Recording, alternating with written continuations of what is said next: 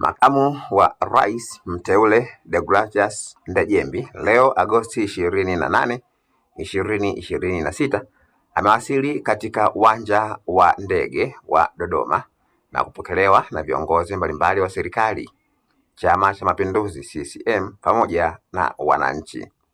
Mara baada ya kuwasili, Ndejembi ameishukuru CCM chini ya mwenyekiti wake Rais Samia Suluhu Hassan kwa kupendekeza jina lake kwa ajili ya kushika wadhifa huo.